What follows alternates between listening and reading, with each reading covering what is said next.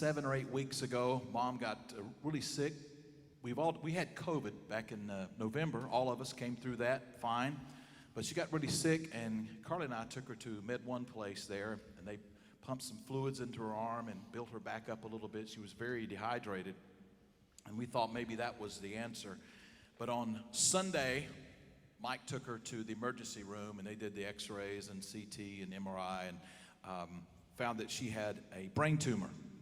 And so she was feeling okay, little headache, some dizziness, and that explains how she was feeling probably the last 6 or 8 months. That explains why, anyway. So they admitted her to the hospital that Wednesday, kept her in there for 5 days to build her sodium up and her system. And next Monday, the doc said, we're going to go in and take this out. Now, normally we wouldn't do this with a lady at her age, but she's very healthy, and so we're going to do it. And you know what I've been thankful for a lot this year? I'm reminded of God's timing. God's timing is perfect. We were supposed to be in Texas and Arkansas at the end of February, and I'm sorry, but you guys had all that snow and ice out there, so all that was canceled, and we were at home. But we were supposed to be at home because my mom had to go into the hospital, and God knew way ahead of time what was going to take place.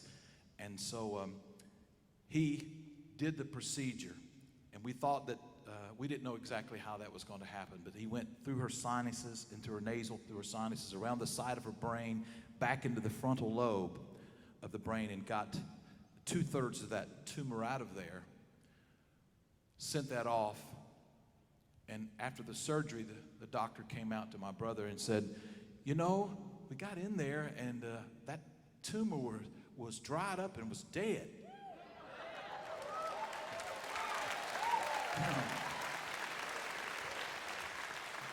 I told Miss Gloria Gaither that, and she texted right back. She said, well, the great physician had done his work before the extraction took place.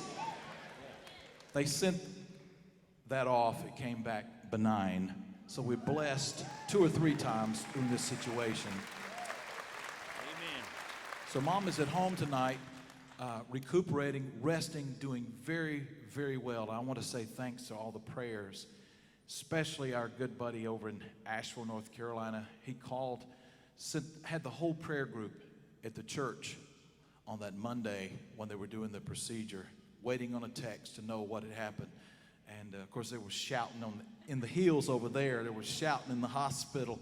So tonight, God, He's still in the healing business. Where would we be without the grace of God? And I want you to take this message home with you when you leave this week, that God's grace will always be greater than all your sin. Amen?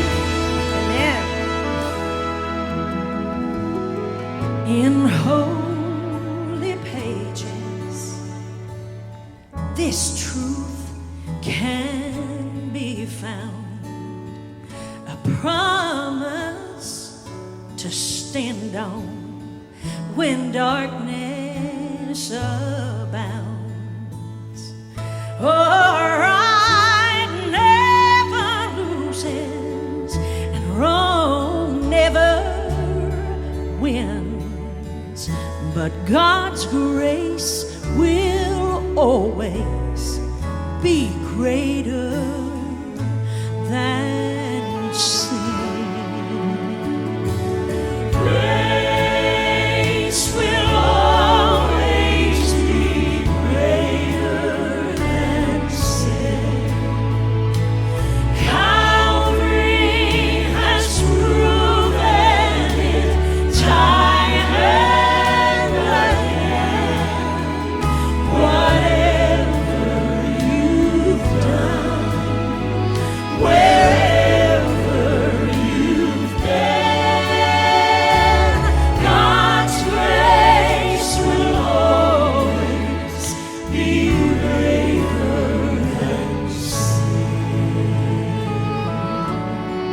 Amen. I believe that.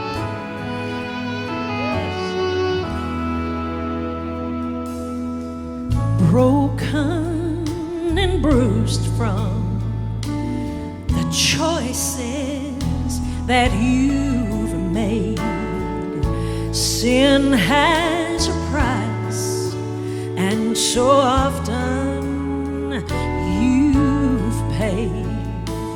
Oh, but Jesus is waiting, and no hope is in Him, and God's grace